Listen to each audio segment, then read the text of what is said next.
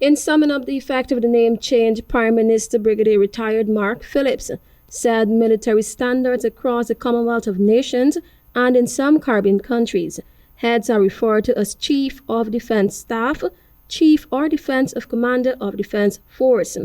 The Prime Minister said the name Chief of Defense Staff is now more recognized. The change in nomenclature holds the potential to strengthen our nation's defense structure and align it with modern approaches to military leadership worldwide. It is consistent and acceptable and equally applicable to the Guyana Defense Force.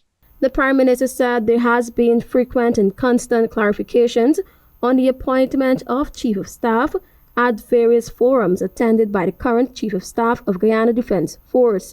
With such observation and in an attempt to align our military with what currently obtains, the decision to make our head of the military the Chief of Defense Staff is recommended. Hence the amendment to the bill, which was supported by the parliamentary opposition. However, opposition Member of Parliament and Shadow Foreign Affairs Minister Amanda Walton Desir, in her presentation, while commending the administration for properly piloting the amendment, said she hopes it will not be merely cosmetic, but there is a complete restructuring of the branches of the force, which will certainly make planning and administration better.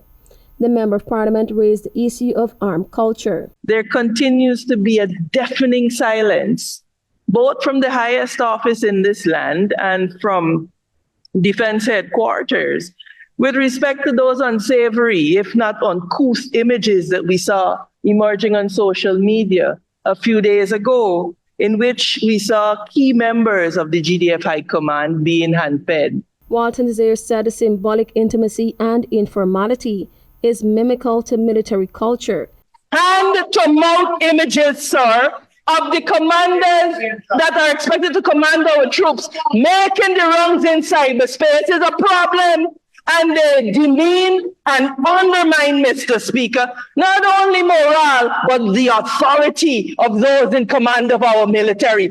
Meanwhile, Attorney General and Minister of Legal Affairs Anin Nandlal, who was speaking on his weekly program, Issues in the News, said there was no time in Guyana's history that the Guyana Defense Force was as professional as it is currently. There is no time in our country's history, in my respectful view, that the morale of the Guyana Defense Force has been higher than it currently is.